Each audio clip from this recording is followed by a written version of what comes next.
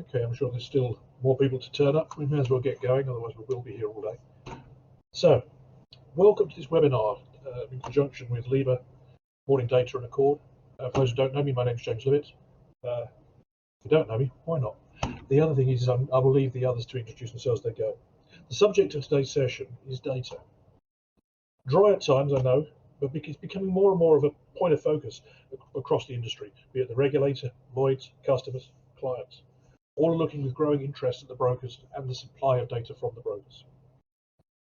We obviously hope to have time to answer questions, and we would encourage you to please submit them using the question function on your screen, and we'll get to them at the end. Fortunately, you don't have to listen to me for this session, so I will pass you over to Paul, who will be running it. Paul. Thank you very much, James, and yes, a warm welcome to everybody. So I'll just a couple of housekeeping items. As James says, there's a question function on the left of your screen, so please ask any questions throughout, but we'll pick up the questions at the end when Eddie and Kirsten have finished their presentations. During the webinar, we'll be asking a few poll questions as well. A nuance on the way this platform works is once the poll question pops on your screen and you've answered it, you would need to actively close it from your own screen. It won't close automatically, unfortunately. So you just need to, I will remind you when we get to that point as well, but you'll just need to close them so you can see the rest of the webinar. So I'll just quickly go through the agenda. Next slide, please. Okay, so we're going to be starting off with a welcome address from Eddie Tate of ACORD. Then we're going to be handing over to Kirsten, who's going to be asking, how did we get here? She's going to be asking, what are we doing? And the future dependent data as well. So without further ado, I'm going to hand over to Eddie. Thanks, Paul. Can you hear me loud and clear? I hope you can. My name's Eddie Tate. I'm the Industry Relations Director at ACORD. I've been in the industry, in the London market, for 30 odd years. James is probably smirking at this point, but we'll just say 30 odd years. And I just want to spend a few minutes telling you a little bit about ACORD. Next slide, please. So fundamentally, ACORD is a not-for-profit organisation, and we develop and maintain insurance data standards for the global industry. We've been around for just over 50 years now, and we serve an extensive network of over 36,000 participating organisations. Now, the predominant data standard used in the London market is the Global Reinsurance and Large Commercial Standard, or GRLC as it's known. Many of you probably rely on that standard without even realising it. Over 15 million GRLC messages were actually transacted in the London market during 2020, and the numbers continue to increase year on year. All of the top 10 brokers use the data standards, as well as most of the large commercial insurance and reinsurance carriers. I think more significantly, we work with all the top solution providers to ensure a uniform approach and to aid adoption. And we have a network now of well over 200 providers, solution providers, who are members of ACORD. The ACORD data standards have been well used and have great global reach, and we're now spread across 119 countries as it is, spanning 5 continents. Next slide, please. I didn't want to death by PowerPoint here, to be honest, so we've only got a couple of slides. Now, the ACORD data standards cover the entire insurance life cycle, from placing through to financial accounting and claims. And to help the insurance community to understand and adopt the standards, members and license holders are provided with a number of tools. These include an implementation and reference guides, an expansive data dictionary, which Kirsten is very familiar with, applicable code sets. These are often filtered by community, again, just to make it easier for people to understand what data they need to use and what data they don't. Schemas and templates, validation rules, which are important to understand to make sure your messages are compliant, And we also provide working examples in XML and now JSON format too. Now, ACORD also offers a test harness to enable the community to simulate data exchange with counterparties and services prior to moving to production. And we also offer an extensive certification program too, as more and more of the community is now beginning to insist on new participants proving proficiency before they're onboarded. The data standards are critical to efficiency in the insurance industry, and they provide the most effective way of communicating in a common language. This is the reason that we work so closely with Lloyds, the Future of Lloyds program, as well as the London market in general and international markets right across the globe to ensure that there's an aligned approach. Now, I'd like to, at this point, we'll be around for questions, by the way, in the Q&A session, but for now, I'd just like to hand you over to Kirsten Duffield, who is the CEO of Morning Data and is herself a certified ACORD certified expert and a strong supporter of data standards for the insurance industry. Over to you, Kirsten. Thank you very much, Eddie. So I'm the CEO of Morning Data, and I have been working in this particular market for going on for 30 years. And whilst I sometimes wear a hat of a software provider for Lloyds brokers, intermediaries of all kinds, so that can be MGAs, cover holders, reinsurance brokers, insurance brokers, but I also have developed a passion around the subject of data. And whilst we have had systems that have had common elements for a long time, there seems to be quite a sort of congestion, would probably be a good word, around being able to exchange this data from one party to another. So the first thing would be, why am I standing here or sitting here talking to you at this point? And so without running through them, there are a number of things that have led me to this particular position. So as a last means of a check, I'm sure someone, if not more in the audience, must be asking what makes her think that she knows about data. So taking the opportunity also to recognize some of my sources in good best practice, here's a short list. But perhaps to start with a rhetorical question, mainly because you're all on mute, probably the best reason. Does it sometimes feel as though you're drowning in data? I mean, the last 12 months, the COVID stats have been bombarding us every day. Do you think that we've seen people display motivational reasoning, drawing their own biased conclusions from, say, the graphs or the sound bites that you see on the evening news? But even without COVID, you probably have some step count or heart rate monitor or something like that. Mine constantly reminds me to move, so if it goes buzz in the middle of this session. And then there's the social media stuff. And I mean, I'm sure you have all have that to some degree or another, whether it's likes, reactions, reshares, etc. All this cookie-controlled advertising. There's statistics for absolutely everything. And in fact, we shouldn't lose sight of the fact that data, big or otherwise, is just statistics. It's just new words that are given to a refreshed way of looking at them as our world gets bigger or smaller, or however you may perceive it. So we can all probably agree that data has become the word of our time. Certainly in the last 12 months, it's probably accelerated. And it's the constant flow of more and better data. I mean, that's the key thing, is the better data. It's changed our society, perhaps even changed a sense of ourselves. In fact, data is really almost the new currency of our modern world. And today I'll be covering the importance of that data, hoping to elaborate on the value of appreciating good data. That's key. But there was something that always struck in my mind for many years now, actually, and that is that in the days of conferences when we all sat in large rooms being plied with nibbles and cups of coffee, and we sat listening to guest speakers all together, or round table discussions. In this case, it was an exchanging conference in 2015, and the presenter made a comment that struck with me. He said that in 3 to 5 years, approximately, the data associated with a policy would be worth more than the premium that was charged for it. Now, 2015, we're now 6 years on. That means we could have potentially passed that point.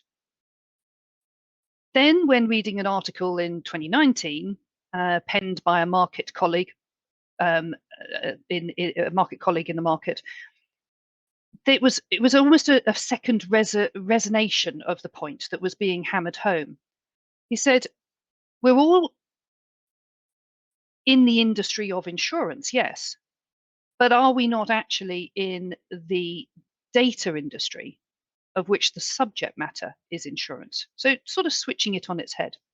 So I'd like you to consider that, whilst hopefully keeping half an ear open to the first part of the session, as we start defining data. Some may feel we're covering the topic at a pretty basic level, but my observations are that we may be ignoring some of those basic principles, assuming these are all in place and finding that there is an insufficient foundation on which to build. So let's start with data itself. It's from the Latin datum, which is that which is, or a given. And the first thing we need to really understand is the difference between data and facts. Data, we know, is an accumulation of particular pieces of information, particular pieces of bits and bytes and words and numbers, etc., from which we can add context and glean knowledge. Facts are subtly different. So it should be considered that that is not the same thing. Anyone wanting to find out more, by the way, just consider opening the opening paragraph of the Data Detective by Tim Harford, which shows that data can prove storks deliver babies. I'll leave you to have a look. It's a fascinating book and greatly recommended. But where did all this data originate? We can see evidence in Egyptian times, for example, with inventories and shipping manifests, not to mention the infamous biblical census. But the origin of data in the industrial world can be very clearly traced back to two significant parties. I like to call them the grandparents of data, the first being Florence Nightingale and then William Farr. Let's have a look at the two of them. Now, Nightingale was the founder of modern nursing, as I hope obviously everybody would be well aware of. But less well known was that this was in part due to her being an excellent statistician. Her observations in the Crimean War allowed her to ponder and indeed prove, which is key here, why so many soldiers were dying from wounds that in isolation shouldn't have killed them. The data she collected and analysed was pretty comprehensive. Some may say large, but would it qualify as big data? If we look at as I said, the grandfather of data, William Farr, is almost a contemporary, not quite, but very, very similar times. And he arrived at the GRO in 1837 to take responsibility for the first British census in 1841. The GRO was to take in and process vast amounts of data in hand-written books. It was effectively the first population data source in this country, but it was collected to prove individual facts rather than be analysed. It didn't set out to be analysed.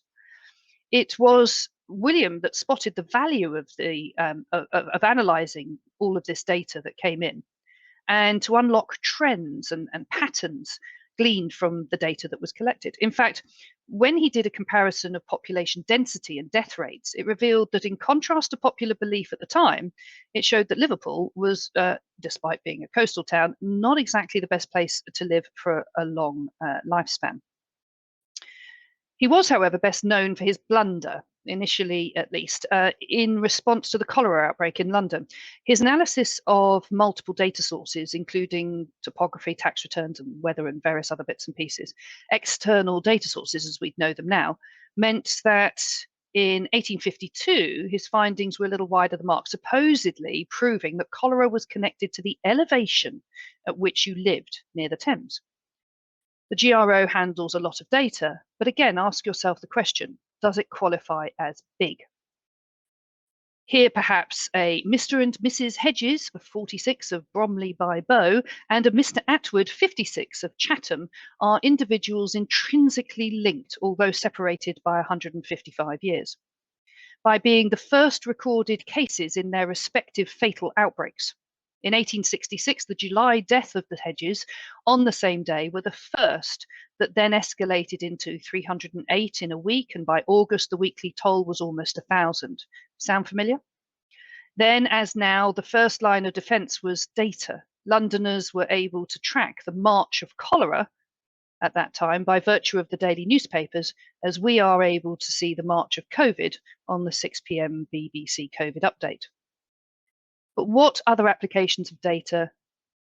There's too many to list, but one did catch my eye, a little bit more modern as a take, and that is for farmers in Wiltshire who have chosen to adorn their cows with pedometers. Apparently essential to be able to collate the step count of their herd, and when on heat, it is apparent that they walk more. So, as they would say, perhaps an active heifer is a ready heifer. Again, we need to ask a number of steps from a herd of cow continuously being analysed. Would we consider that to be big data?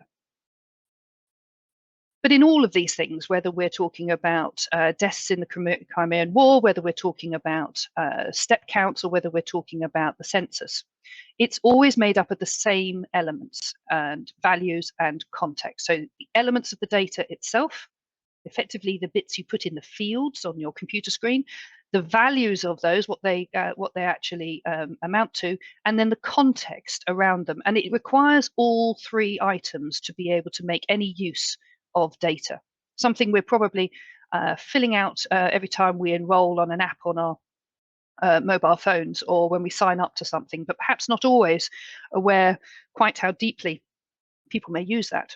So we should observe that data is a mix of elements with values and context that enables it to be analysed. We can easily summarise from Nightingale Farm and the Wiltshire farmers that collecting names, ages, genders, professions, places of birth, addresses, or cow steps can create a very large data set. In fact, data and the analysis has been around for a long time. But if we are looking at Farr, for example, his misinterpretation delayed the understanding of a deadly disease by 15 years. I can't see our government having survived if we had taken 15 years to find the cause of COVID and indeed the treatment for it. Fortunately, Nightingale got her analysis right first go, but it's all about whether you have the right data. You have to be continually critical of that data, not just assume it is doing a job in the background for you.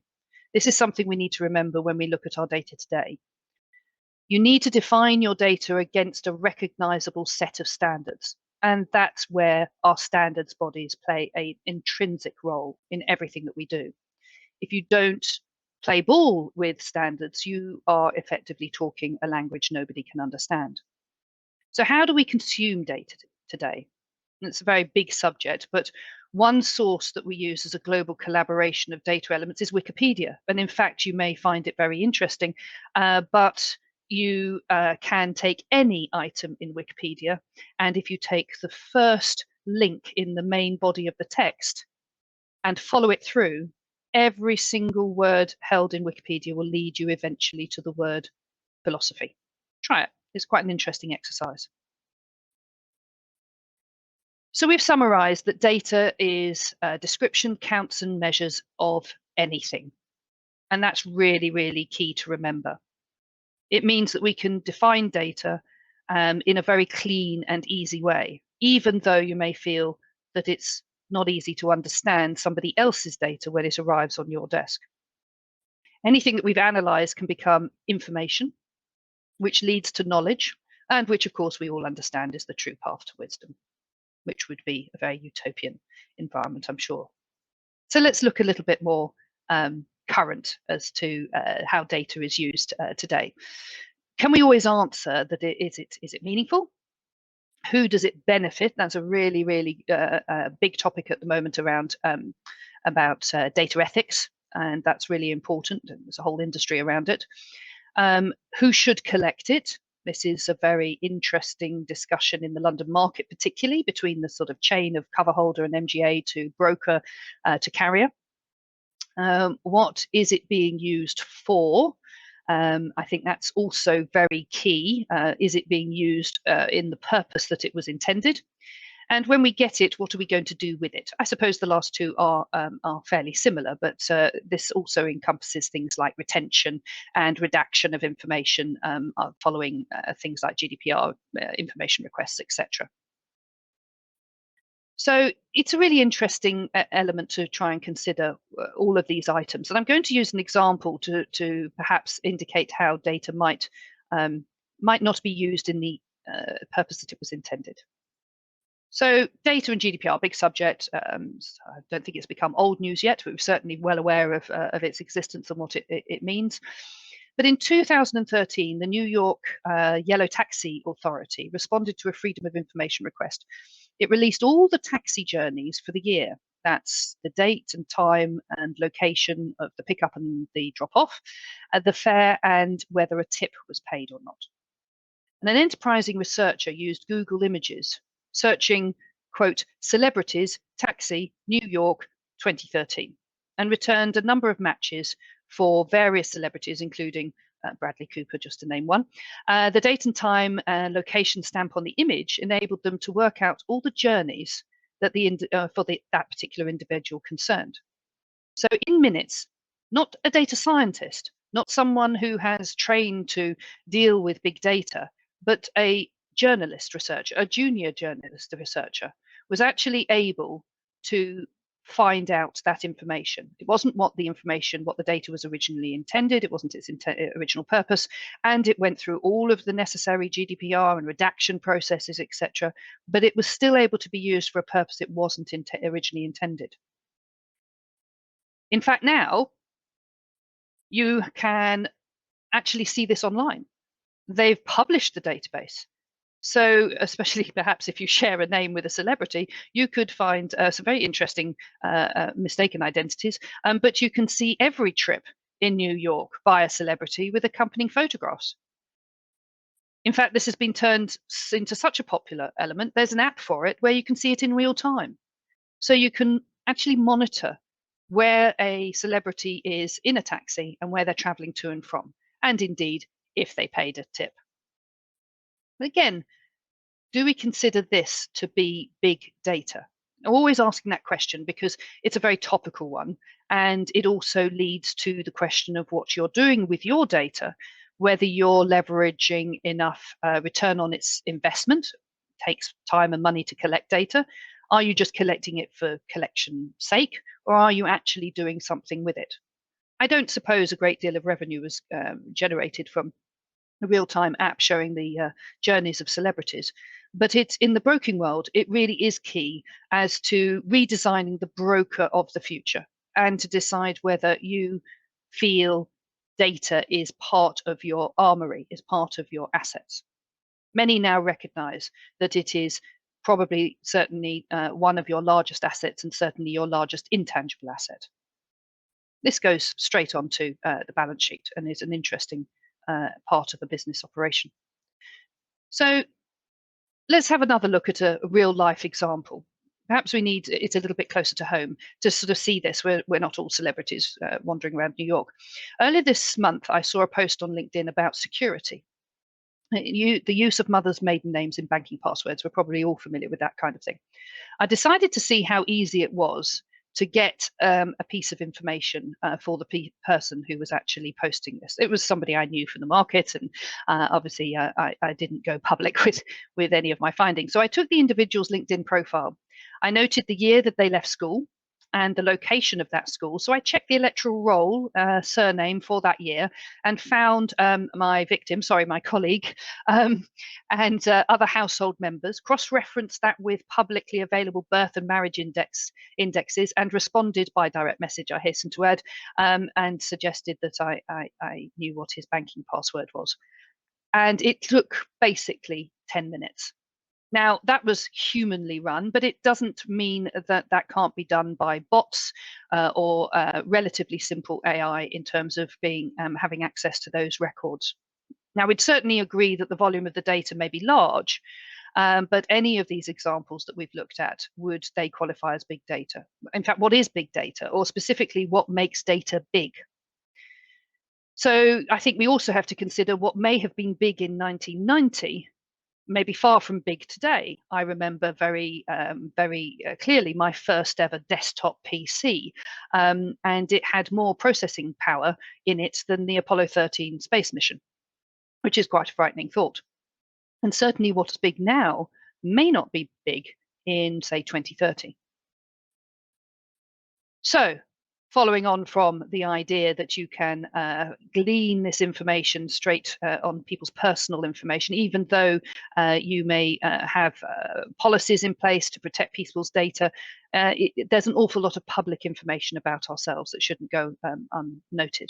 So I'm now going to move on to answering those questions about big data. Some people may have a really clear idea about what big data is. Some people this may be new, or maybe just elaborating a little bit more around what they already have gleaned. So we define big data by the 4 V's. In fact, if you Google the V's of data, some people say 5, 6, 7, etc., but there are always these 4. So it's defined by volume, variety, velocity, and veracity. Its volume, again, goes back to this issue of time. What was big in 1995 may not be big in 2030. It's relative to the processing power of a standard desktop environment. I recall this, my desktop PC was only in 1996 that we're talking about that extra power being ahead of a space mission. So we're really only talking 20 odd years. And as we are very aware, a lot of IT capabilities have increased exponentially. In fact, you can look at 2020, we produced 40 zettabytes, we have fancy names for all the big numbers, of data. That is up 300 times on 15 years earlier. So you've also got the idea that 400, this is made up of a whole load of data that we consider quite small in our own world, such as a tweet, but 400 million tweets, 30 billion Facebook posts, and 4 billion YouTube hours. Now that's, it's quite huge if you think about that. It amounts to about 2.3 trillion gigabytes of data each day. And a huge culprit of that is the 7 billion people on this planet, of which 6 billion apparently have a mobile phone. Although I have 6 stuck in the bottom of my drawer of old ones, so I'm not really quite sure if that's unique or whether that's collective. So the next item we have got is the variety, not just the numbers and the text, but now we have images, sound files. So back to that Wikipedia example, for example, that's a combination of of various structures and unstructured data, like sound files, images, paragraphs of prose, and unstructured English, for example. So some figures on variety, the volume of data that we talked about, again, 2020 figures in this example, it's comprised of all of these tweets, the Facebook pieces, the hours of YouTube. This gives us an idea that this is only perhaps the start of seeing all of these different data items. And then we have the velocity. This is the real-time aspect, and real-time is a really big subject that the broking market and MGAs and cover holders have all been talking about, that the carrier wants to know everything in real time. But we're not talking about whether it's transmitted, the speed it's transmitted from A to B via an email. We're talking about, it's not your internet connection, but we're talking about the analysis time, so from source to analysis. So here we might have, for example, modern cars now have over 100 sensors on board, constantly feeding data. The New York Stock Exchange, for example, captures 1 terabyte of trade information each session in real time, all pushed out to your phones where you have your share investment apps on your phones. And then we move into the veracity, the truth card, as it's known. This is the one we get in most of a TIS about, I suppose, especially if data is obtained via a human. And a lot of data, its first place of being input into a digital environment is via a human being. Now, whether that is, for example, filling out an ACORD form, as a given example, the ACORD form is now providing a certain structure, a certain expectation. It's rationalizing that data, etc., making it usable, but it was still potentially filled out by a human being originally. The difference here is when a sensor or a computer is picking up data, which is less likely to be lied about. And this is perhaps a good example is your step counter. Now, unless you're sitting at your desk wafting your arm with your watch on it up and down to increase your number of steps, the theory is it is actually as close to being truthful rather than asking you how many steps you completed at the end of a day via a input form. Now, the one thing that big data is not is a volunteer. So as with any data, big or not, you must ask the right questions of it. So it may be worth thinking what resources you may want to employ to help you to do this. Now, this is where we come to those fancy names that have come out in recent years about different job titles. You've probably seen plenty of them on LinkedIn, more recently growing, and seeing them in people's new job titles. But I think there's the question that these kinds of roles are synonymous with being individuals who are handling big data that satisfies those 4 Vs. So we're talking about from the point of origination to the point of analysis being in real time. Not on a bordereau, even a day or an hour, or certainly not a month. We're talking about it being picked up by computers rather than humans at its original source. Transmitted, yes, possibly from one computer to another using global standards, but are we talking about it being not involving a human being? That's the truth card. And we're talking about the volume. And yes, there may be some very large bordereaux to handle, but we're talking about something that is collecting data at a second or millisecond level, so sensors on cars, etc., or steps of cows. So these job titles are often associated with that kind of work. Whereas perhaps for a standard operation, a standard organization who is still dealing with large quantities of data, then a very good Excel guru, a very good statistician, and somebody who understands about quality of data are still the mainstay of the jobs that we require in a digital literate society. So we're going to go on to our first poll. And for that, I will hand back to Paul.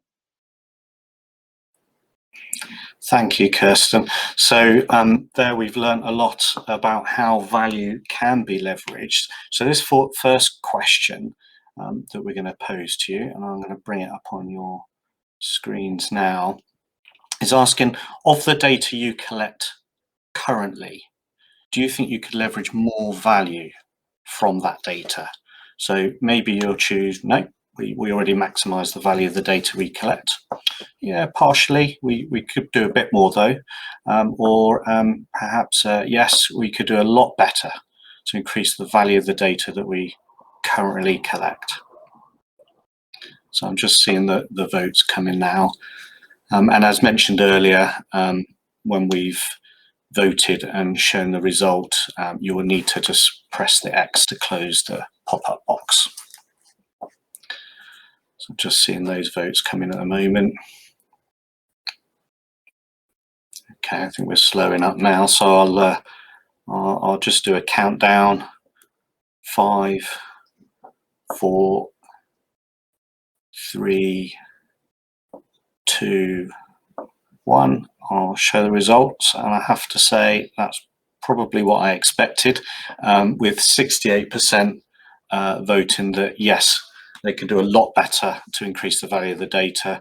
32% felt that they could do a bit more with the data they collect. And actually, some people are still voting now, so the results changes slightly. But nobody thinks that they already maximise the value that they collect. So that's sort of what I expected, but it's good to have that reinforced. So I will now hand back to Kirsten. So just a reminder, if you just close that pop-up box on your screens. Thank you. So I'm now going to return back and pick up one of the V's, not going through each of them in turn, but particularly the one that is the most contentious, veracity. And this goes back to the human influence. As we said, we're notoriously bad data sources, but we have improved over the years, in part due to the use of forms. We're very familiar with them, filling them out, whether they happen to still be paper or whether we now obviously fill out a huge number of forms, including filling out the recent 2021 census, for example, on your phone. So we've moved, I mean, in 100 years' time, when that census is open, goodness knows how they'll be recording it. Perhaps there will be no need to record the census at all.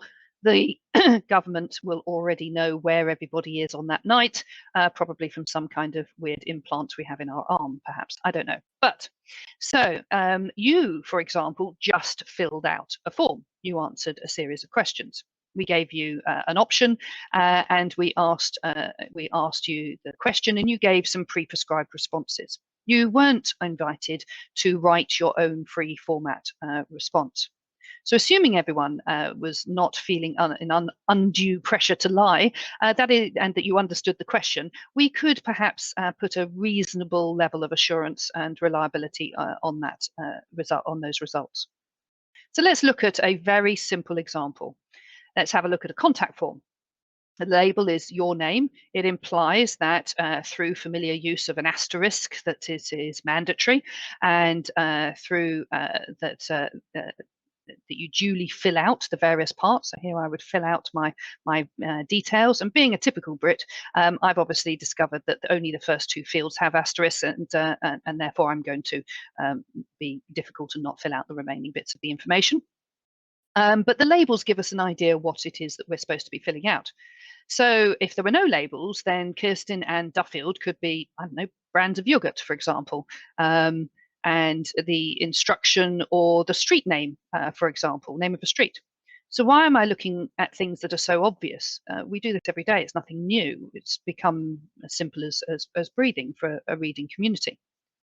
Well, if I was to fill it out this way, then I hope that you would immediately be very aware that it has been compromised in its usefulness. The veracity of the data, whilst as a collective, as an aggregate is still correct, we can make a limited amount of intelligence analysis from it. And this is all extremely basic. And, you know, I'm not looking to push the boundaries of everyone's experience of data, but it's proving something at a very basic level. So the results might look something like this in a good piece of data. The first filling it out, I've got a reliable first name and a last name. I've got some email addresses that make sense. I've got some date of birth, but we would expect the computer to be able to identify a date format in multiple formats in the D column. But obviously with the complete absence of data in the first row, we can now, again, have a limitation on what we can do with that. So it goes back to the fact that data without context becomes meaningless and valueless. So you've just answered a poll that has said, yes, the largest proportion of you would like to leverage more information, more value out of that data. So it becomes crucial that every piece of data that you collect is not only continuously judged and tested for its veracity and its usefulness, but also for its cleanliness. And you will have heard the age-old IT issue about moving from one system to another and having to do data migrations and data cleansing. Well, sadly, the data cleansing cost is just phenomenal in this market, and it would be mitigated if we filled out and took more care and spent more time at the origination of the source of getting that veracity of the data improved. So now we're finally moving on to the London market. And I think it's really key that everyone on the call, I'm sure, will recognise that we have a variety of terms in this London market. So a bit like the labels that I was referring to earlier. Insurance is renowned for it, whether heralding from the time of the Lloyd's coffee houses, giving us words like underwriter and signed lines, to the confusion of whose brokerage is the brokerage in the infamous 5.2 cover holder reporting standards. Something very close to my heart. So we have looked at the value of the data being influenced by its context, and that filling out the right things in the right fields is essential to supporting a data-driven industry. But we do have this confusion over terminology. What about when we're given those drop-down lists to select from? This surely must improve the quality of the data, removing some of that ambiguity, improving that veracity, at least only restricting the human to selecting from a predetermined list. And this is where we would see, for example, what we call reference lists. And I'll talk about some very commonly used reference lists and then look at some more specific ones that are being used in the London market. If those reference lists are good, then we can, they have a governance around them, such as, for example, as our partners here on the call, ACORD's reference lists, where they go through a governance process. New codes can only be added through that process, through the membership, etc., and that they are reviewed in the context of all the other codes already on that list. If they're good with that governance over the changes, it will give us cleaner data. If we could rely on only reference lists and no free format and no individual input lists, and that you had to fill out every single field, then we could naturally increase the cleanliness of that data and make more use of it. And one I'm going to pick on in a moment is class of business, something that I would imagine generally in the audience that you would expect the class of business to be a fairly straightforward reference list. I hopefully will prove how perhaps we're living under a little bit of an illusion at that point on that one. But let's again start with a straightforward basic one that we're all familiar with: country codes and currency codes. This should be something I would hope that the London market, the insurance industry, particularly in our global industry, is acutely aware of the value of using from a reference list. And let's see how that might work. So here we have in the first column a country ISO 2-character code. You can see we have obviously GB. GB in UK has probably the biggest identity crisis, and I'm sure when you filled out forms, you've had to look under E for England, G for Great Britain, or U for UK, and scroll down to the bottom, and it can be awfully confusing. But you'll notice that the 2 characters used here often, if not invariably, will appear as the first 2 characters in the currency that is known for that country. So US becomes USD. IN comes Indian rupees, for example, Kenyan for Kenyan shillings. So you can see a pattern going down. Obviously, we do have the Eurozone, and that's where it breaks the approach. But that means that we're looking at a one-to-many relationship between these 2 items here.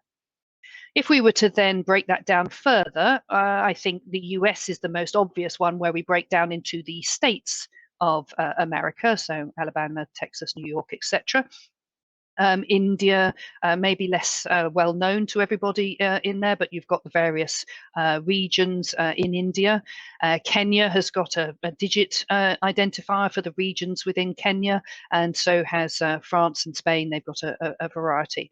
But when we're asked what is the breakdown of GB, or arguably UK, we obviously end up with a different set. But you can see that we wouldn't necessarily consider that England, Northern Ireland and Scotland and Wales are states. So we need to keep a sort of consistency about these. But what do you do when countries change? So the Republic of Sudan becoming North and South Sudan. We've got Rhodesia changing to Zimbabwe, and we've got Czechoslovakia to Czechia and to Slovakia. In this case, we wouldn't really want all of our historical data that would have been allocated to the code CS to suddenly not be in our analysis after the date in which the country now changes. So you need to be able to deal with your old data as part of your data policy. So we then look at the currencies. As I said before, we have a one-to-one relationship, such as India and Indian rupees, and then we have the many-to-one relationships in the Eurozone. So if we move on, where do we see these particular codes appear in our daily life? Well, one of them, we'll go back to our Wikipedia example, you'll notice that ISO 3166 code is staring at us quite cleanly in the face. We use these day in, day out. We're not always aware that we're using these standards. And it is interesting to question whether you are using an industry standard or a hybrid of an industry standard. And that then effectively basically means that you are dealing in a different language. Even if one of those codes are not in the reference list, you have now got an issue that you need to decide to deal with. So who are our standards and representative bodies? Well, today's session is exactly around why these particular organisations are together today. So LIIBA, obviously from the broking market, is the representative body, and anything that is going on around the standards and around the various aspects that Lloyd's brokers are going to be particularly invested in can be found, can be talked about, can be represented on your behalf by LIIBA, hence why you've obviously answered the call to attend today. ACORD, Eddie introduced that they have a number of aspects to ACORD, and one of those is these reference lists. And those reference lists, we can make a choice. We can either adhere to them or we can go it alone. And then you've got ISO lists, and some of the ISO lists are actually represented in the Accords list. So you've got a really good harmony between those with no problem whatsoever. And then equally, you will find another set of reference lists used in the London market, particularly those that may be permissible data to be corresponded via an API, something I'll talk about in a moment. You'll find within the LIMOS glossary. Another recommendation. I've got some links at the end of this session which will be able to give you access to those sources. So I talked about a hybrid code or a proprietary code as we might know it, and so we need to understand what that is and perhaps either the value or the lack of value a proprietary code list might have.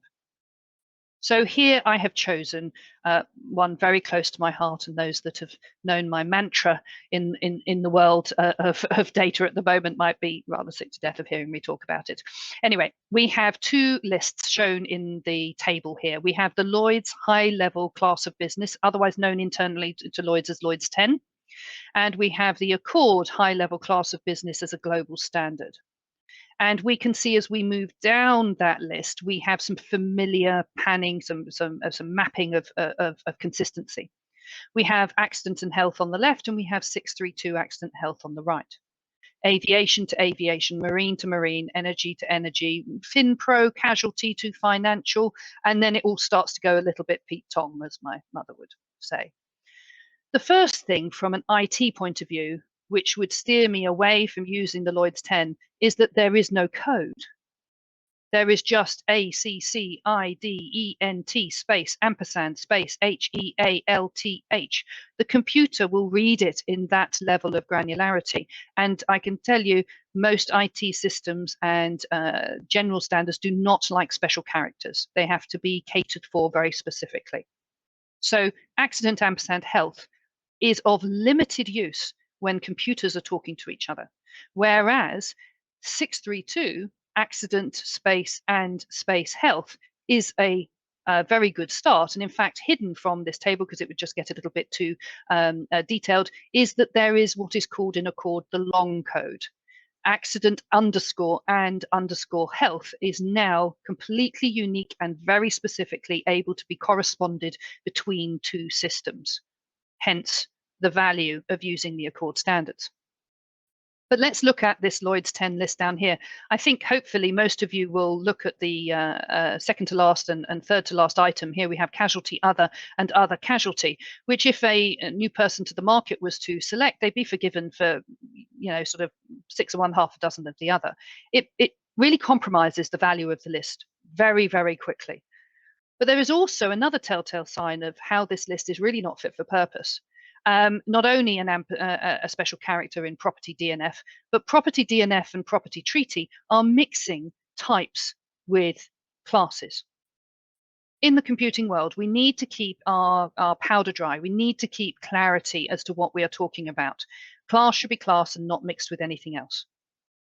So I hope people might find it in their, when they're asked to communicate or to feedback on London market sort of exercises, particularly with these global standards or with the standards list that you use, you will find at the moment, I'm led to believe, that the class of business, high level class of business for Lloyd's, is the list that's going to be used on DCOM. So that being the new Future at Lloyd's delegated authority contract manager. If that's the case, then you can see we have a list which I hope the audience would agree is severely compromised, overusing the high level class of business from ACORD. What's interesting here also is they're both called high level class of business. And I can just visualize that there have been meetings up until this date, virtually or in person. Let's just assume they're all around a table and they've all been sitting there saying, yes, I think we should use the high level class of business. And George sitting next to them said, yes, I think we should use the high level class of business. And Jane over the other side of the table says, yes, I agree, no problem whatsoever. Let's put it to a vote. Yes, we'll all use the high level class of business. And then isn't anyone around the table who's actually looked at which list they're looking at. So these things need to be done at a precision level. We can't just take the English sort of discussions around a meeting. We need technical specifications, business cases around it, and quality being introduced as these systems become rolled out. So I think it's really key to consider that. If you then move forward to where another reference list has appeared in recent times, and that is the difference between the cover holder reporting standards. I'm sure any delegated authority broker organization on the call will appreciate. They may have met the TIDE or DDM platform on which to put the data. And there is a territory. For DDM, it's largely based around the tax and regs environment. So these are very much around where local taxes and Brexit and various other aspects have come to bear. Whereas if you have been using PPL, you will have seen a relatively staid. It's been in the platform for many years. In fact, actually, I think it's still a hangover from when the platform was Aon's platform. It's in an older incarnation, and you will see that there is a very disparate, there's no real connection between these two lists. So in your back office system, to have a field called territory, we really need two fields. We need a placing territory and we need a reporting territory, because they are completely different concepts. And moreover, there's even more problems when we look at it a little more closely. For example, if you had a New Zealand risk, for example, where would you put it if you were on DDM? Would you just ignore it and put not specified? Or would you have a choice of 4 different places you could put it on PPL? Again, this is where the choice of our reference lists and their purpose, and what that data will be used for, is really key to get right, so that we're not doing a massive unpick job later. Same applies if, in fact, I had to Google as to the difference between Latin America and South America, not my area of expertise. But apart from a couple of changes, obviously Chile, for example, would appear quite happily in both. And so again, the list is not concise enough. It's not going to give us a very good interpretation. So going to our cover holder reporting standards again, and many of the brokers dealing with MGAs and cover holders, for example, are going to be very familiar with this. There's been a lot of activity going on in the last 12 months, particularly, I suppose, when everyone's been at their desks and able to study these things a little bit more. And I know that LIMOS published a technical version of the reporting standards at the end of last year, beginning of this year, sorry, on their glossary, which is much more, it's not changed the actual data requirements, but it's much more conducive to a computer generating your bordereaux, or indeed potentially then reading those bordereaux into your back office system, as opposed to folding it in 3, putting it in an envelope and dispatching it to the carrier, or indeed just housing it in endless large spreadsheets. But the cover holder reporting standards are indeed, by Lloyd's own admission, more of a guide and less of a standard, because a standard has to be absolutely precise. The free format use, for example, the class of business on DDM is just free format. It's a class of business description. It's neither Lloyd's nor ACORD. which means that the contract manager may have a list of possible classes of business, but when you enter in the bordereau, you haven't got a test to be able to compare A with B and to see whether there is a good lineup. It is largely tax and regs driven. It is for risk, premium and claims data, and the age-old world of a risk premium bordereau, it does become much more contentious when you have a deeper granularity of data. So it really is risk and exposure bordereau, followed by your premium paid or bordereau, the one that sort of has the check stapled to the top, or at least has an amount of money that will flow behind it, and the corresponding claims data. And then we're always back to that age-old discussion about real-time versus batch. And unless we are dealing with the point, the moment in time when somebody binds that risk, it goes straight through the chain all the way to the carrier, then really we're not dealing with real-time. Just in case anyone is interested and they have not had a look at the recent publications in the last 6 months of the difference in the standards, there are a number of new requirements that you will need to collate in your data, whether that's going to be to check your cover holder and your MGAs have got that data, or whether you're going to try and augment that data en route. Things like the industry codes for all commercial insured, so you'll need to report the UK SIC codes or the NAI SIC code for America, and SIC codes for Australia, Hong Kong for Hong Kong, and everybody else you need to supply a international SIC code. Apologies, that's a typo, it's an international SIC code. Spanish NIF codes for the Spanish insureds, Italian Fiscali code has been there, but for commercial, but now for individuals as well, where relevant. The US NAIC code for reinsurers in the US insured, and then DIP and postcodes. There's a few more for Hong Kong, for example, including the number of employees, number of vehicles, etc. So there's quite a lot more data that is now being requested to be accompanied on those bordereaux. I wanted to take a moment to bring it a little bit up to speed. The cover holder standards have been quite around for a long time. They've been evolving. It's probably old news, maybe even tiresome to look at the amount of data that you're picking up. And maybe to something that's a little bit more timely. And I don't know if anyone has seen, but there is a market consultation Airtable, which is just a means of collecting your communication. I know James LIIBA is very vocal on here amongst a number of us in the market that hold all of this very close to our heart. But the Lloyd's CDR has been put out there for comments. And if you have had an opportunity to look at it, the idea is it's actually not new. We used to have the common core record up until about 1994. So this isn't actually a new thing that the management consultants have suddenly come and said, wow, Lloyds, you should have this common core record. In fact, most of the broking systems probably have this in their DNA. Anything that was around prior to that in their original incarnations would have a feeling of some very core data, irrespective of class, irrespective of type, for example. And you know, anyone that does want to talk to us afterwards about this, obviously it's not finished with Lloyd's, but if you are interested in being ahead of the game and finding out the relevance of these things, then do please get in contact with us, and we'll be able to provide you with some services around that. Let's have a look at what it might look like. Now, the Airtable is quite difficult to share under these kinds of situations. I've just summarized some of the key items.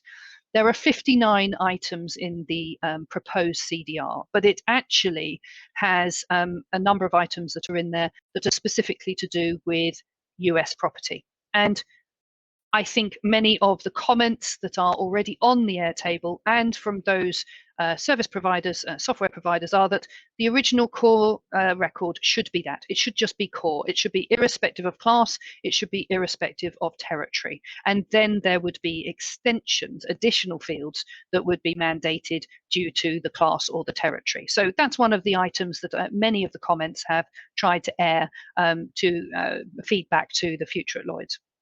So I picked out a number of items that I believe personally should be included. For example, there's no effective date. And if the record is to last the duration of the policy's life cycle, then there may be changes to that record, changes to the core data. For example, the expiry date may be extended, and therefore you would need to know at what point that record changed. then there should be coverages that are in there already, but do we understand these to be the concept of a section? And there's a big debate as to what a section really means in the London market. And also a little bit more explanation perhaps around things like policy holder. You know, is it for certain classes of business, again, where we have an insured and a separate policy holder? But it is equally very key that brokers get involved in here for them to be able to comment either through your association, through LIIBA, and to vocalise it if you're not happy in vocalising it directly, or indeed on those airtables, which are in fact open to anyone in the London market to contribute. So I've displayed it simplified down into contract information, section information, policyholder information, if relevant, insureds, and there potentially could be more than one. So you have a relationship here between the bits of the data, an intermediary, and then the insurers or capacity providers. And you can see in the brackets I have put the various ACORD code sets, the reference data that would be either already embraced or indeed should be embraced so that everybody in the market can be talking the same language. So we're going to move on to the second of our polls. So I will hand over to Paul. Thank you, Kirsten. So our next poll question is CDR related. Let me just get this on screen for you all. So thinking of the data you currently record in your back office system or core system where you would collect this risk information, do you think your current system or systems collect enough data to populate the Lloyd's CDR without any manual intervention? So what's your level of confidence here? Is it, yes, we can fully meet CDR requirements without change out of the box? We collect most of the data, so only a small amount of change is needed. We only collect some of the data needed, so we need a larger amount of change to our systems, or at the moment, as it stands, we would have to manually rekey all this data in to a CDR form or portal of some kind. So we've got some results coming in, which are very interesting. I'll share them in a moment, just give everyone a little bit of time to answer those.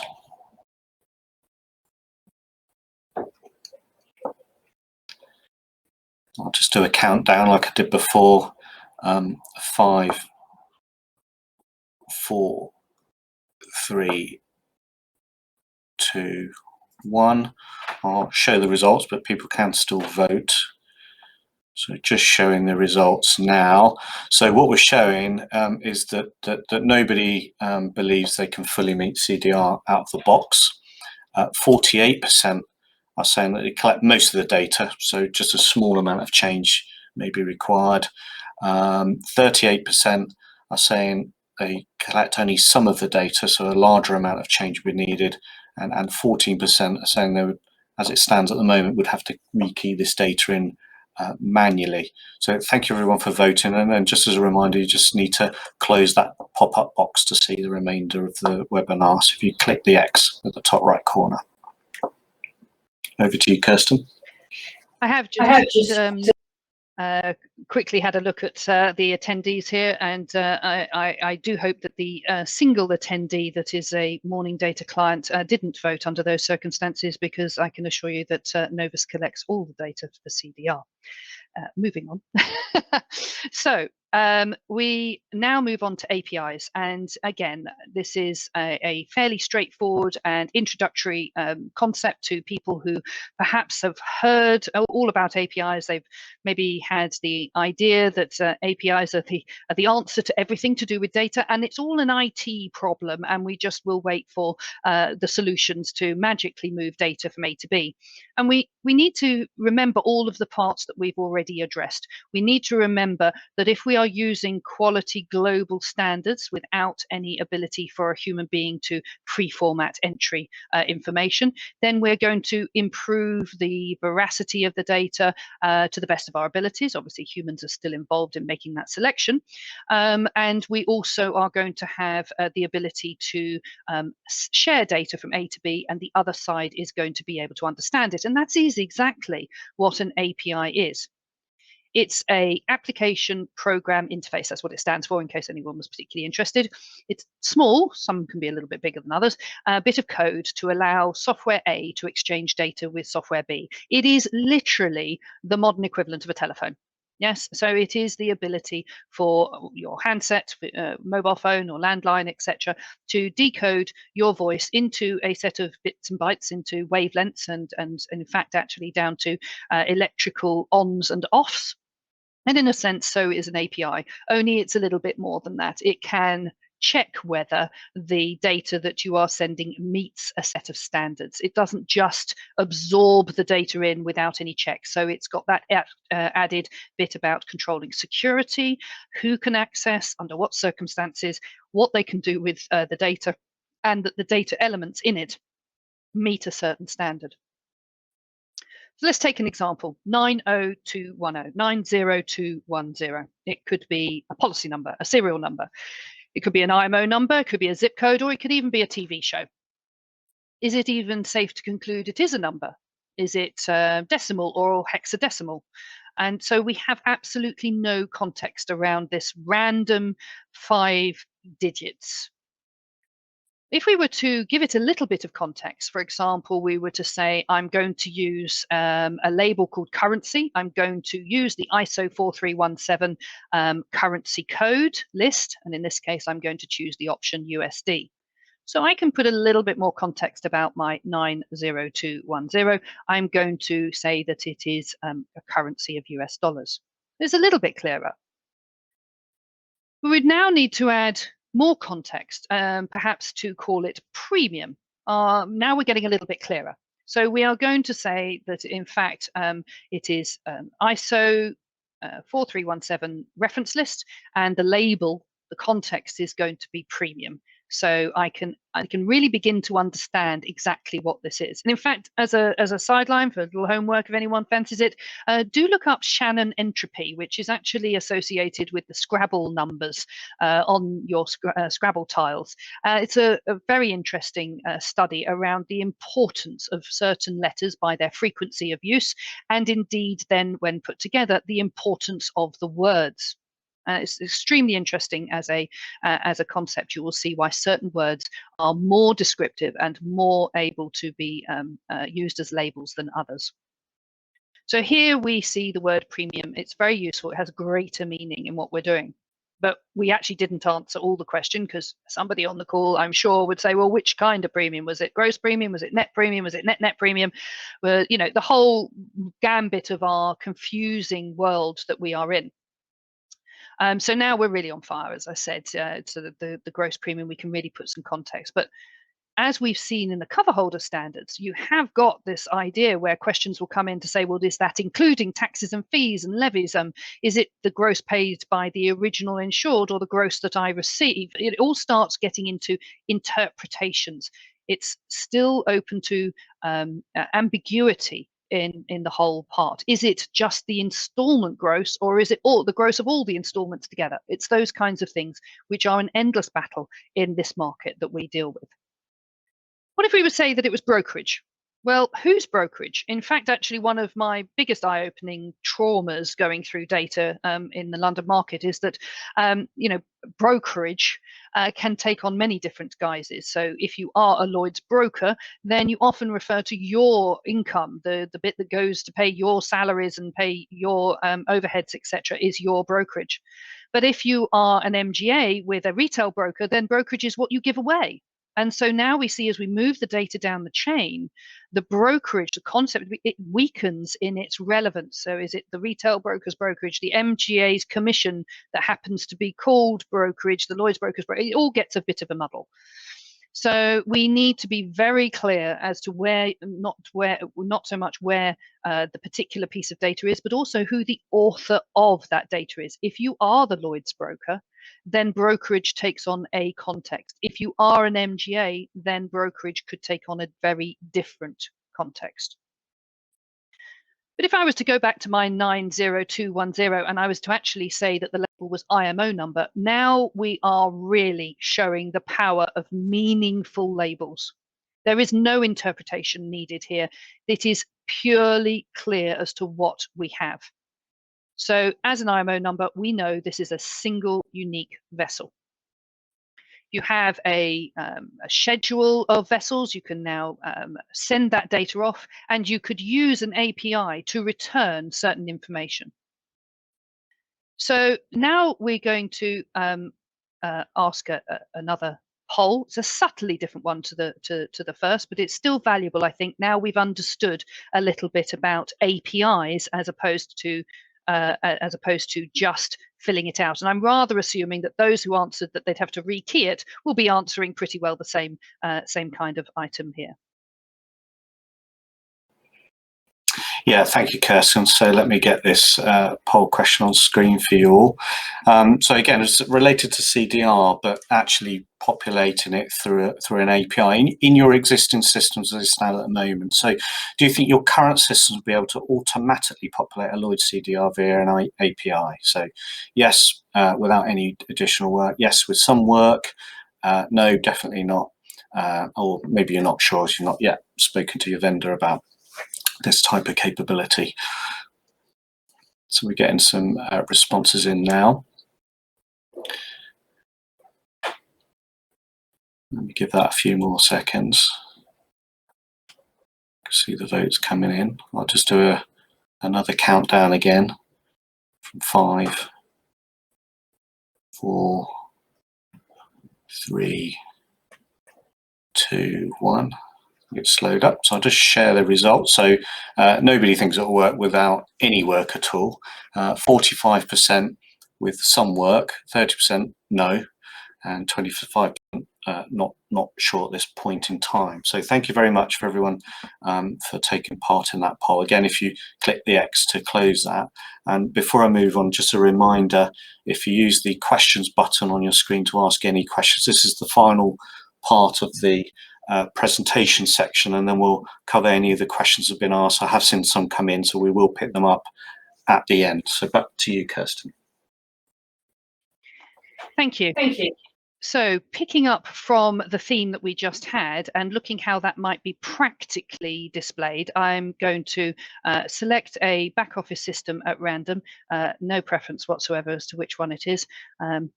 Anyone wishing to inquire further afterwards, please do get in contact with us. But this is just using a back office system that has looked at the CDR, looked at core records at its heart, and also the technology to communicate via APIs. And this is an example of how this might look. So I'm looking at the landing page for a particular contract. I have the common record at the top. I have a number of sections. I've got a whole raft of data that may have been keyed in or indeed may have been imported via a spreadsheet or from another source with no issue. So it could have been from a bordereau, and I've got a fully fledged risk here. I happen to have selected a marine one. We're going to be looking at how the IMO number and its uniqueness and how the strength of that can be leveraged.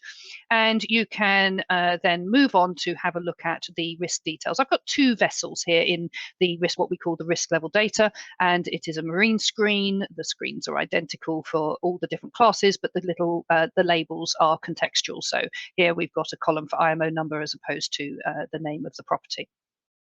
Or the name of the forest or whatever the class is. And so I've got two vessels here. And if you could imagine that I have only filled out the IMO numbers and that none of the other data is actually filled out, I have a button just sort of middle of the screen there, find vessel details. And I could then have put these in, press the find vessel details, and it will then go to marine traffic, which is a database storing all the vessel details, and extract from that all of the data that is always such a pain to try and get out of the insured. So it means that the insured doesn't have to be asked for all that data. It means that it's also picking up that data. It's going to not have any additional spelling mistakes. We can't obviously validate the data is 100% accurate, but you assume and validate it according to your supplier. And you can then extract that data with a single button press. So I would then bring back, if I had 50 vessels, press the button, and all the data from those 50 vessels suddenly comes back. This This means that if you were to then produce a bordereau or produce your documentation with a schedule attached, you have all of the data that you are required to populate. You haven't got to go scraping around for it. This is the power of APIs, but it really only comes to bear when there is a good data source from which to pull the data, and also that the data you are going to use to uniquely identify the record is indeed unique. And so IMO numbers, receiving shipping information is actually a very good use of leveraging the power of APIs and giving you this data rich at a very low investment cost. You don't have to spend hours trying to collate this information together. And indeed, because that information is now in the database and you can have a look at your vessels, you could leverage other things. For example, you could simply choose one of the vessels and look at where it is on the map at the moment.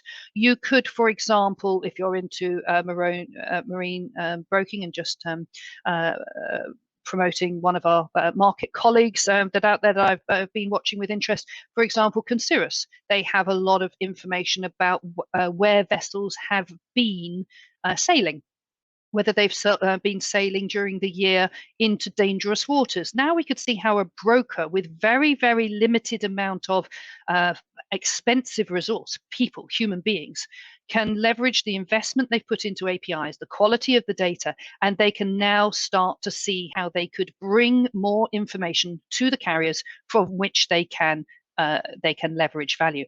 It could well be that we're not that far away before carriers will be selecting their Lloyd's brokers that they work with due to the quality and the quantity and the depth of the data that they are able to produce. So this is where quality data, the use of technology, and then the human beings overlaid on top of it really come to bear. So going back to we can debate the responsibility for collecting this data, but remember the comment from the start, credited to one of my market colleagues, Jeff Ward's eloquent articles about trains. We're no longer in the insurance industry. We are in the data industry, the subject matter of which is insurance. And as a cultural mindset, we need to move into that idea. We need to put value, focus, get it to the boardroom, make sure that it is intrinsically part of our data literacy. And why wouldn't you collect this data? It adds value to your business on which to make decisions. I mean, a recent Forbes article covered the valuation of a company, including its data, is now the intangible assets growth. It has its own value, not just the value to which you are supplying further down the chain. And one not to be underestimated in modern times. In fact, it can be several times greater than the aggregate value of your other assets, given that you don't have printing machines or manufacturing machines, etc. So it really is something that needs to be focused on. So here we are at the conclusion of my time with you, and I've got hopefully a few takeaways. Simplified into make sure that the first and last name fields are filled out correctly, and every other field on the back of that. This controls the veracity of the data, control of the human input. Make sure the labels are correct, that they're unique enough, that they're clear enough, that they don't have ambiguity attached to them. This is the context of the data to make it valuable. Use global reference lists wherever possible. Avoid the reliance on proprietary now almost at all. It just removes ambiguity or free thought. And free thought, where it shouldn't be used, is a really, really dangerous thing in the world of data. As such, use your standards agency. And for us in this market, that is ACORD.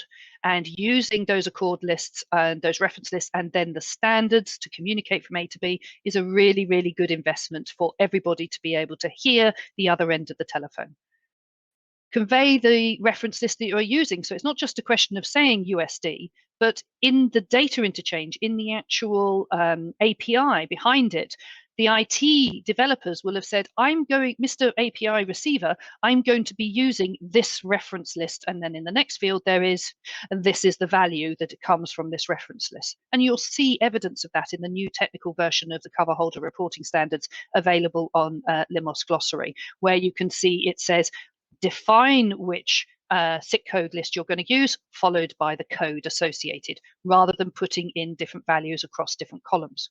and conform to those standards as much as you possibly can. I have to say, maybe sticking my neck out a little bit here, but I think, you know, it's the chickens are home to roost. Refusal to do this or reluctance to do this will leave you out in the cold. You will be the people who can't communicate so easily, or the investment to do so will be prohibitive. And use and invest in your standards bodies. If you don't join the membership, if you don't pay, you know, your contributions, etc., where relevant, then these bodies are unable to work for you as members. They are there for your benefit. They're not there for just charitable exercise and keeping brains working. So whether you decide that the data in your area is big or not, my personal view is that the London market has a long way to go before it is truly big data.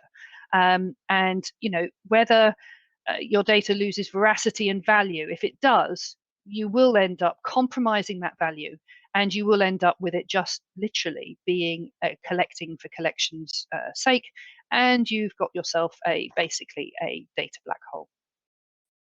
So I'm going to conclude here and hand back and thank you all for listening. And I do hope that there are some interesting questions that are going to come up. So I will hand back to Paul to pick up the questions. Thank you, Kirsten. And firstly, if anyone was experiencing any glitching in the screen graphics, our apologies. I don't know if it's a platform or a device we're using causing that, but hopefully that didn't detract from the quality and entertaining presentations. The first question I'm just going to put to Kirsten, actually, and the other two may wish to pitch in. So this is from Peter, so thank you, Peter. It is not so much a question of do we capture it, but at one point, in what format and for what purpose? Is the desire to have all the CDR data points pre-inception? I think that's a really interesting question. As I said, the CDR is work in progress, so it's very difficult to be clear at this stage. What I've gleaned so far is that there will be an element of the data that should be available at inception. Most of the core data that has been presented on the Airtables would appear to be something that is known at bind stage. However, it is the data record can't just freeze in time at the moment of bind. It's got to then be augmented as time goes on.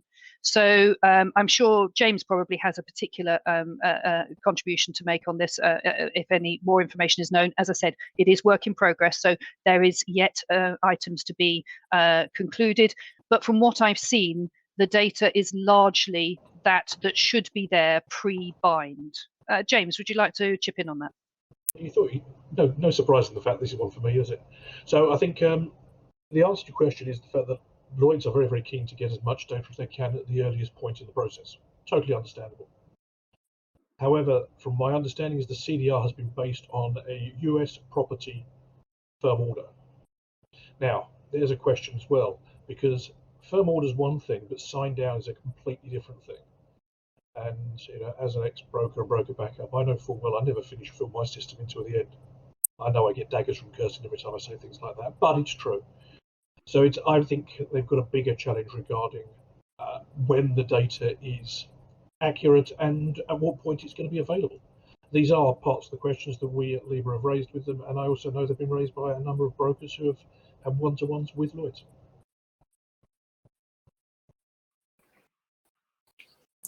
Thank you, James.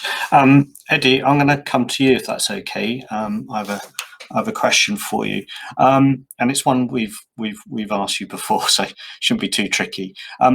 What's the from your point of view, what's the importance of data standards, and you know, is there a business case for this? Yeah, absolutely. Look, I mean, for anybody who's just sat through that entire presentation, enlightening presentation, I think it gives you an awful lot of clues there.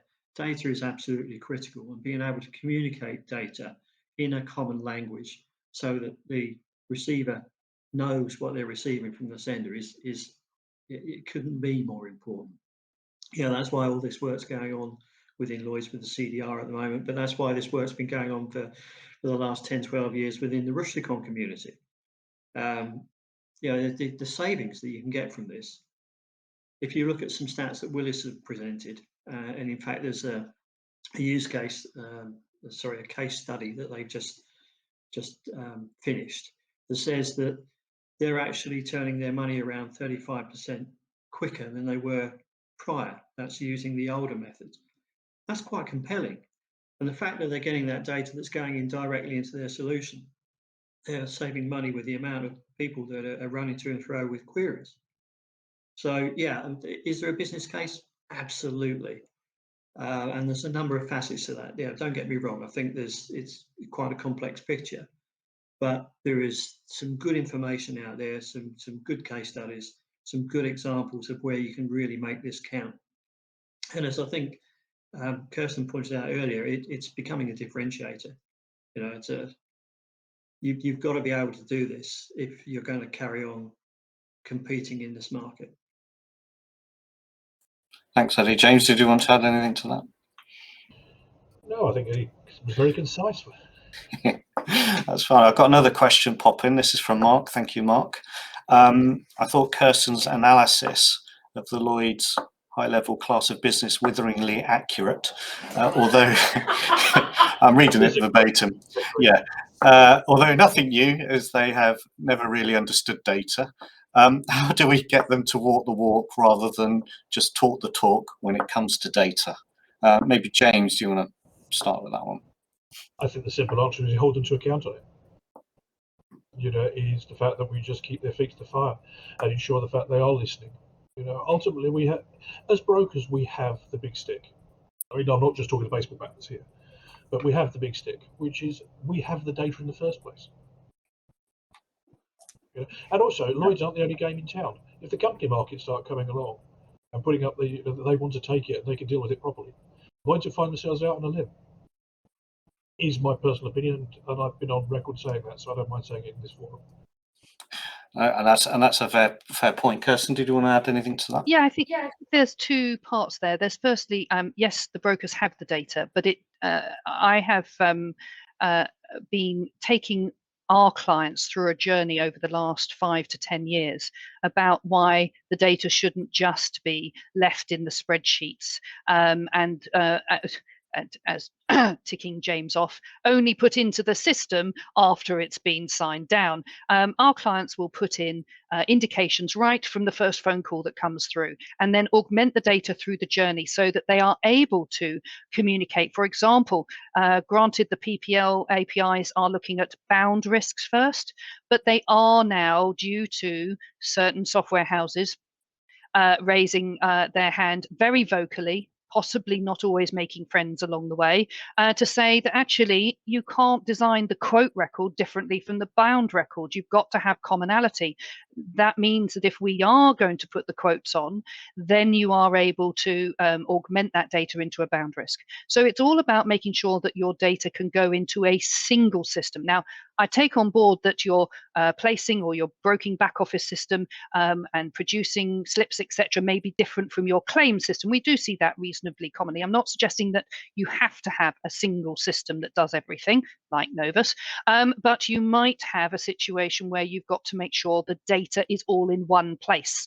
You've got greater security about, you know, we've got people who would say, I'd like to click and drag my documents to put onto a placing platform from my desktop. Well, that then opens up compromising your security of that data and opens up a whole thing that your DevOps team will start to get very itchy about. We must think about clarity, security, and the data and make sure it is housed in a central place from its earliest opportunity into that world, and not on the back of a fag packet, and not still sitting in the desktop, and not sitting on an Excel spreadsheet that's attached to an email. We have got to change that mentality and become digitally literate. It's not just leaving it to the IT vendors who are very vocal, who are all sitting here going, would you lot please like to make your mind up, and we will then deliver. But until you make your mind up, we can't afford to just do things speculatively and then find that nobody takes it up, nobody sees it through.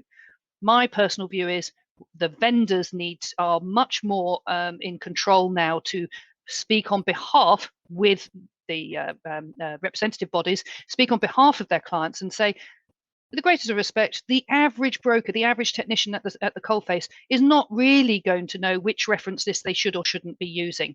It's not our role to say what should be used, but our role to identify why a selection might be poor choice and that there may be a better one. And so I call on all my competitors in the broking market to speak up and to collaborate together, because Alexander Graham Bell could not create the telephone unless there was somebody at the other end prepared to listen to it.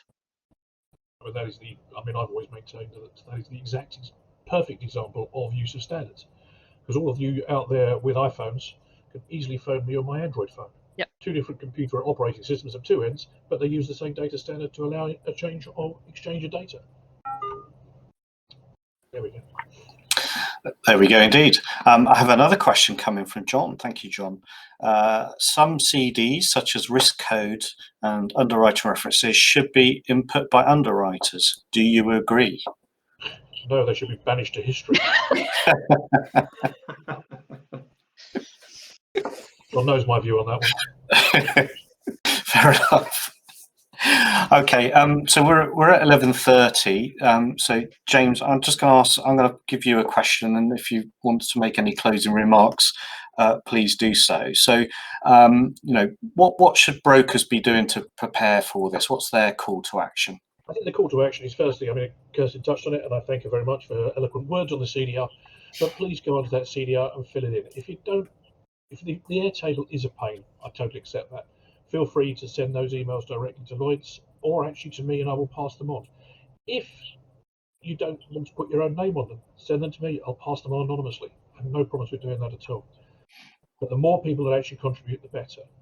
And as I say, and also, I talked about holding people's feet to the fire. Do that. You talk to your suppliers. Talk to Lloyd's. Let's all talk from the same voice.